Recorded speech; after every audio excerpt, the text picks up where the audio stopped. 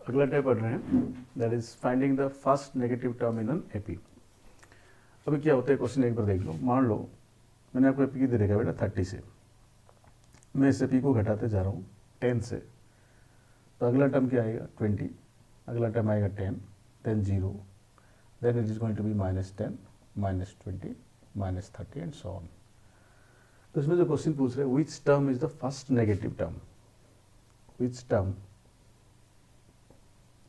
is the first negative term? Obviously your answer will be this 1 2 3 4 5।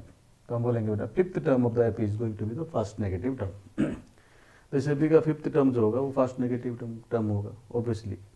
और अगर इसका value आपको फाइंड करने बोला है तो T5 का हम एपी का फॉर्मूला लगा देंगे and we are going to get the answer as -10। Remember -10 is the first negative term, but which term is the first negative term, your answer should be T5। Okay, no big deal. लेकिन यहाँ पे question हमें इतना simple लगा तो हम गिन के भी बता सकते हैं। जैसे 30 20 10 करके डिक्रीजिंग एपी को डिक्रीज कराते जाएंगे, कहीं ना कहीं नेगेटिव आ जाएगा, गिन के बता देंगे। क्वेश्चन इतना आसान नहीं देगा आपको, तो क्वेश्चन में कुछ तो रखेगा so that the question becomes difficult A bit.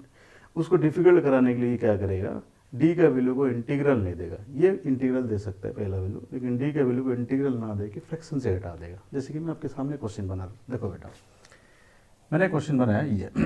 सबसे पहले मैंने कोई वैल्यू ले लिया 20, ओके 20 को मैं अपने तरीके से लिखा 60/3। कोई प्रॉब्लम है क्या?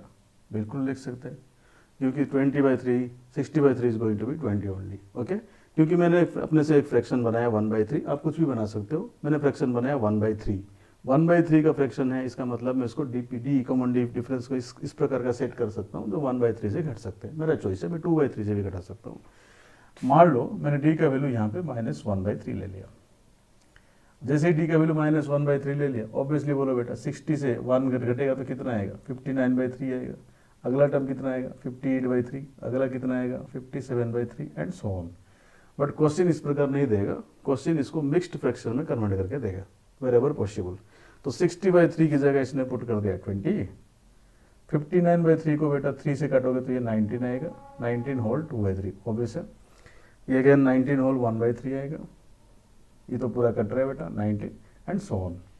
तो आगे चल के ये क्वेश्चन थोड़ा सा कॉम्प्लिकेटेड फॉर्मेट में आ गया। कॉम्प्लिकेटेड फॉर्मेट इसलिए क्योंकि यहाँ पे फ्रैक्शंस इन्वॉल्व है और डी का वैल्यू भी -1/3 ले लिया आपने। तो इस सिचुएशन में क्या करेंगे, हमें नहीं पता कि कौन सा टर्म नेगेटिव आएगा फर्स्ट, क्योंकि हम गिन के नहीं बता सकते यहाँ पे, क्योंकि डी का वैल्यू क्या हो रहा है 1/3 से घटता जा रहा है। तो ऑब्वियसली हमारा चॉइस क्या होगा बेटा, इसको हम क्या मान लेंगे, कोई जनरल टर्म है which is the first negative term. Obviously nth term अगर पास नेगेटिव टर्म आ गया तो इन्फिनेटली ये नेगेटिव होता जाएगा, आने वाले टर्म्स भी नेगेटिव आएंगे। बोलने का मतलब है अगर ये 15th टर्म है तो 16th term is also going to be negative, but हमें आंसर में 15th टर्म ही देना होता है। तो सर ये आंसर फाइंड कैसे करेंगे, कोई तो वैल्यू नहीं गिवन है। इस आंसर को फाइंड करने के लिए यहाँ पे रेंज लेते हैं बेटा। हम रेंज इसलिए लेते हैं, टीएन के बारे में कोई इन्फॉर्मेशन नहीं है, ना ही टीएन का वैल्यू मुझे पता है, लेकिन टीएन का साइन मुझे पता है। टीएन का साइन क्या होगा, नेगेटिव होगा। पहले बिल्कुल नेगेटिव होगा, फर्स्ट नेगेटिव टर्म बोला है ना, टीएन का साइन क्या होगा, नेगेटिव ही तो होगा। तो हम इसको इनइक्वालिटी से सॉल्व करते हैं। वी नो दैट टीएन कुछ भी हो जाए, लेकिन इतना कंफर्म है टीएन का value is going to be less than 0। T N का वैल्यू कुछ भी हो जाए लेकिन 0 से कम ही होगा बेटा। 0 से अगर कम होगा तो हम टीएन का फॉर्मूला लगाते हैं, a + n-1 × d is going to be less than 0। बताओ बेटा ए का वैल्यू क्या लिए हो, सर ए का वैल्यू तो 20 लिए हैं, प्लस n-1 इंटू डी का वैल्यू हमने लिया -1/3 लेस देन 0। इसको थोड़ा इधर में ट्रांसफर कर रहा हूँ। This is going to be 20, minus को अंदर ट्रांसफर किया, ये becomes n-1/3, this is less than 0। इसको मैं उधर ले लूँ बेटा, तो 20 लेस देन n-1/3। देखो ये पॉजिटिव क्वांटिटी है। रिमेंबर जब भी इनइक्वालिटी सॉल्व करते हो ना, अगर पॉजिटिव क्वांटिटी को लेफ्ट हैंड या राइट हैंड साइड में मल्टीप्लाई और डिवीजन में लेते हो, साइन ऑफ इनइक्वालिटी में कभी चेंज नहीं होगा। लेकिन नेगेटिव क्वांटिटी अगर ट्रांसफर करोगे तो साइन ऑफ इनइक्वालिटी में चेंजेस होगा। लेकिन फिलहाल ये कौन सा क्वांटिटी है, positive quantity, we don't need to worry about. 23 से कितना बेटा 60 लेस देन n-1। ये -1 को इधर ले आया बेटा, माइनस में ले दोगे तो कोई प्रॉब्लम नहीं, लेकिन मल्टीप्लिकेशन और डिवीजन में अगर नेगेटिव साइन को ट्रांसपोज करोगे ना, उस केस में साइन ऑफ इनइक्वालिटी चेंज होता है। ठीक है, लेकिन यहाँ पे तो ऐड कर रहे हो, इस -1 को इधर ले आया तो ये होगा 61 is going to be less than n। Remember इस इनइक्वालिटी का क्या मतलब है, n का वैल्यू क्या होगा 61 से बड़ा होगा।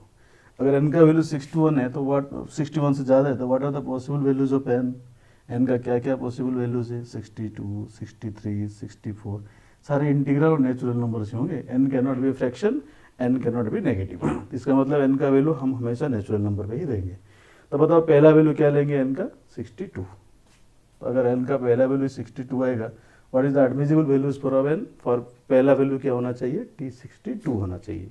तो हम क्या लिख सकते हैं बेटा? First negative term is going to be t62 and the answer should be, अगर t62 का वैल्यू पूछ लिया तो फॉर्मूला लगा देंगे a प्लस 61d। a का वैल्यू हमने 20 ना लिख के क्या लिख दे? 60/3 लिख दे, क्योंकि फ्रैक्शन तो क्रिएट होगा, तो 60/3 लिख दिया, प्लस 61 टाइम्स ये कितना है बेटा? -1/3। तो this is going to be 60/3, ये 61 है, -61/3, आंसर इज -1/3। तो दिस इज आवर आंसर। ठीक है, तो इसका मतलब इस एपी में क्या होगा? जीरो नाम का कोई टर्म भी होगा, क्योंकि ये -1/3 से जा रहा है तो कहीं ना कहीं जीरो आ गया होगा। इस जीरो के बाद ये -1/3 आया होगा अगला ही टर्म, क्योंकि डी का वैल्यू कितना लिया आपने? -1/3। तो यहाँ से कंफर्म हो रहा है कि इस एपी में जीरो नाम का कोई टर्म भी एग्जिस्ट करेगा। फिलहाल वो क्वेश्चन नहीं था। ठीक है बेटा।